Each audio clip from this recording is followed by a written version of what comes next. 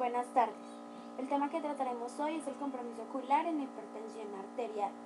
Nuestro grupo está conformado por las estudiantes Natalia Hernández, Daniela Hernández, María Fernanda Quiroga y Carolina Ocampo. Deberíamos hablar más bien de compromiso ocular en la hipertensión arterial que de la retinopatía hipertensiva, ya que la hipertensión puede comprometer no solo la retina, sino también la circulación de la coroides y el nervio óptico.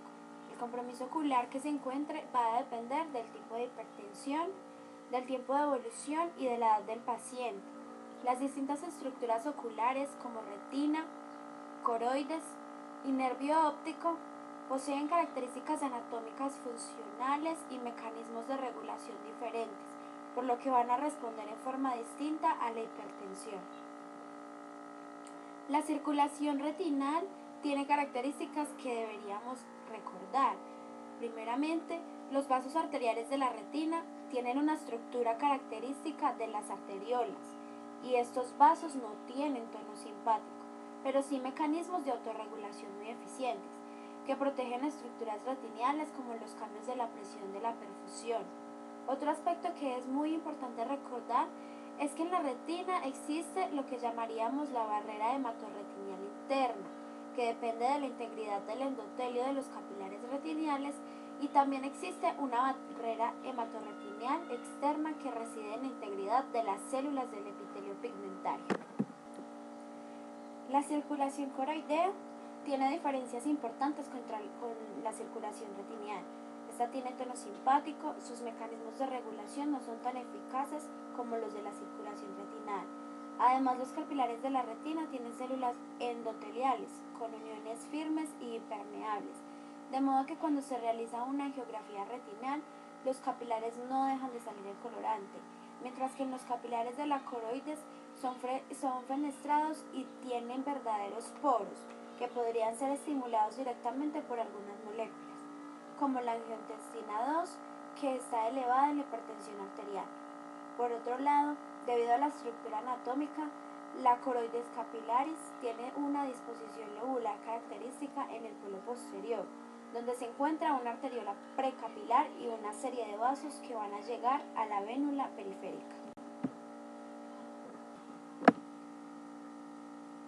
También debemos decir que un importante hecho es de que en la retina hay siempre una íntima relación anatómica entre la arteriola y las vénulas, con un manguito conectivo común que suele ser bastante marcado en la salida de los vasos desde la papila. Efectos de la hipertensión en los vasos retiniales. Los cambios críticos en la presión de perfusión desencadenan los mecanismos de autorregulación de los vasos retiniales, y lo primero que ocurre es una vasoconstricción, que no se distingue fácilmente clínicamente. Se dice que la arteria es la mitad de la vena, de modo que si se altera esa relación podría haber una vasoconstricción, que se puede ver como tal en el individuo joven, que no ha tenido todavía cambios escleróticos en la pared. Si la hipertensión se controla, los vasos se recuperan su calibre normal y se mantiene en forma crónica, aunque sea moderada pero mantenida en el tiempo.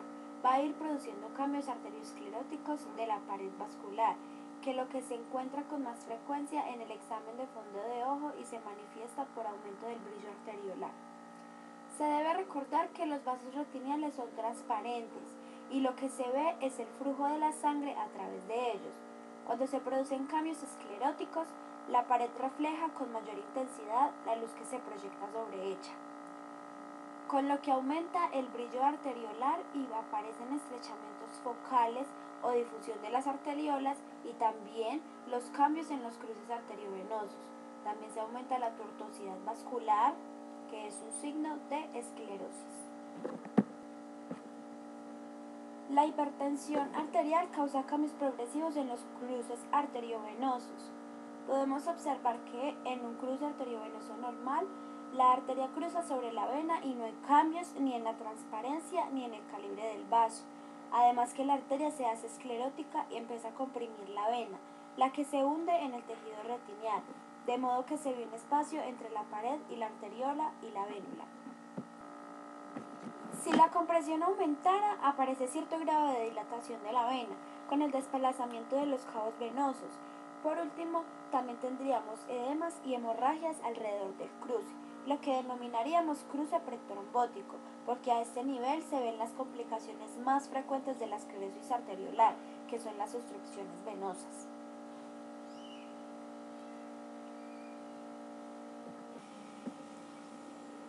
Signos, síntomas y patologías que desencadenan una hipertensión arterial. Primero, cambios en los cruces arteriovenosos de la hipertensión arterial. En el fondo de ojo de un paciente con hipertensión arterial se ven signos de compresión venosa a nivel de los cruces arteriovenosos. Estos cambios en los cruces tienen tanto más valor cuanto más se alejan de la papila y la comprometen, por lo tanto, vasos más pequeños. Se debe recordar que muchas veces los vasos tienen un manguito conectivo común a la salida de la papila, por lo que podrían parecer alterados a la oftalmoscopia a pesar de tener características normales. Esclerosis arteriolar. Una manifestación que es muy frecuente es en la persona mayor con esclerosis arteriolar es la aparición de exudados cereos en la retina, y otro signo de esclerosis es la transformación de los vasos en verdaderos hilos blanquecinos, los que llamaríamos hilos de plata. Además de eso, las arterias están muy estrechas, prácticamente filiformes, a lo que se le agrega un compromiso retinial de hemorragia, muchas algodonosas y exudación. Esclerosis arteriolar, vasos en hilos de plata. Tenemos retinopatía hipertensiva. Hasta el momento hemos podido notar los cambios escleróticos en la pared que se presentan en el hipertenso crónico. Se habla de retinopatía hipertensiva cuando la hipertensión mantenida o grave sobrepasa los mecanismos de autorregulación de la retina, que en realidad son bastante eficientes, lo que lleva a una ruptura de la barrera hematorretiniana interna en el endotelio de los capilares y la extravasación de los elementos sanguíneos hacia la retina, con apariciones de hemorragias, exudados cereos o lipídicos, manchas algodonosas y edemas. La retina siempre responde a la anoxia de la misma manera, en diabetes, en anemia, en leucemia o lupus. Siempre manchas algodonosas, exudado lipídico y hemorragia. Es por lo tanto que el antecedente clínico y la mayor o menor proporción entre algunos elementos es lo que va a permitir realizar un diagnóstico. Las hemorragias de la retinopatía hipertensiva generalmente comprometen el plexo superficial y se llaman hemorragias en llama, por lo que estas en capa de fibras siguen el trayecto de las fibras nerviosas y su aspecto es pincelado o en llama.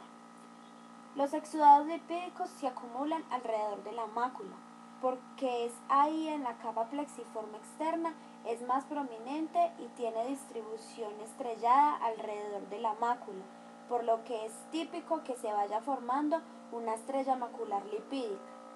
Las manchas algodonosas siempre significan isquemia y corresponden a microinfartos de la capa de fibras.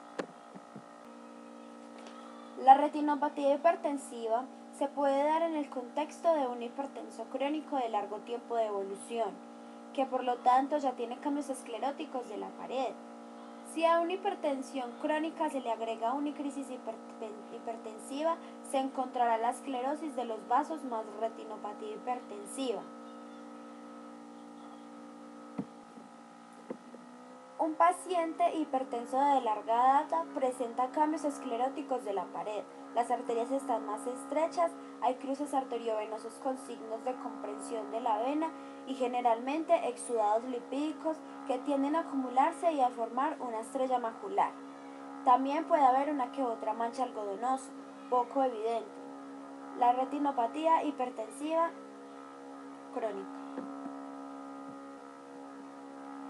Puede ocurrir también que exista una hipertensión arterial grave, de corta evolución, como puede ocurrir en un nefrópata agudo que no da tiempo para que ocurran los cambios escleróticos arteriolares, pero sí puede desencadenar una ruptura de la barrera hematorretinal interna y de una retinopatía hipertensiva. En este caso no se va a acompañar de signos de esclerosis. Por último, en la hipertensión arterial muy grave y de instalación brusco, más conocida como hipertensión maligna o acelerada, se da por ejemplo en la preeclampsia y eclampsia o un nefrópata agudo. No se va a encontrar una retinopatía hipertensiva sino una coroidopatía hipertensiva. Frente a un paciente que dice ser hipertenso y presenta un cuadro con predominio de isquemia, abundantes manchas algodonosas y cierto grado de edema papilar, se debe pensar que se trata de un hipertenso joven, en el que predomina el factor isquémico y en el que no se ha podido dar tiempo para que desarrollen signos de esclerosis arteriolar. Retinopatía hipertensiva en un hipertenso joven. Coroidopatía y neuroretinopatía hipertensivas. La coroidopatía hipertensiva se presentan jóvenes con hipertensión aguda, quienes generalmente presentan un compromiso multisistémico importante, como por ejemplo el nefrópata agudo y la paciente con toxemia del embarazo. El nefrópata agudo se suele asociar a retinopatía hipertensiva. En la toxemia del embarazo es raro que exista esa asociación. La hipertensión aguda, en forma de hipertensión maligna acelerada, origina una falla en el tono simpático de la coroides, cuyos mecanismos reguladores son mucho menos eficientes que los de la retina, por lo que se va a producir una necrosis de los lóbulos de la coroidocapilaris, que se encuentra en todo el polo posterior.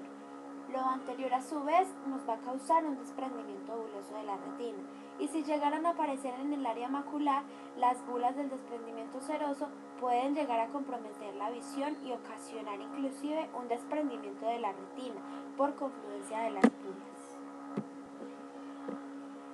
Coroidopatía hipertensiva.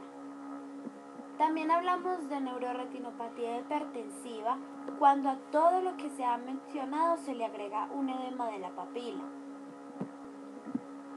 En un paciente joven en el que predomina la isquemia en hipertensión, encontramos que existen exudados lipídicos que forman una pseudoestrella macular y eso se le suma un edema de la papila. La retinopatía hipertensiva siempre significa un mal pronóstico vital para los pacientes, quienes suelen estar muy comprometidos. Siempre asociamos la neuroretinopatía con la isquemia del nervio óptico y puede haber secuelas visuales extremadamente importantes. Hipertensión arterial y el embarazo.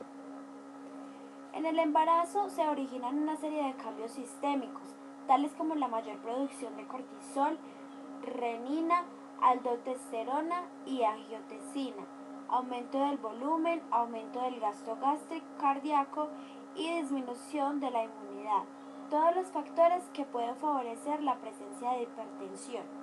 La toxemia gravídica se caracteriza por la presencia de hipertensión, edema y proteinuria.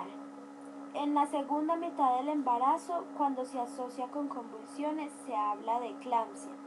Y este cuadro aumenta la mortalidad perinatal y tiene factores de riesgo, como en el embarazo múltiple, la primigestas muy jóvenes o añosas y la enfermedad hemolítica del recién nacido. Cuando hay toxemia del embarazo, en la retina se pueden presentar espasmos arteriolares, vasoconstricción focal o difusa o retinopatía hipertensiva, que se encuentra muy poco, pero sí puede haber una coroidopatía hipertensiva con desprendimientos serosos de la retina, localizados como bulas o confluentes. En el fondo de ojo realizado a una paciente con preeclampsia, podemos notar que se ven bulas de desprendimiento seroso de la retina. Si esto compromete el polo posterior, esta paciente presentará alteraciones visuales.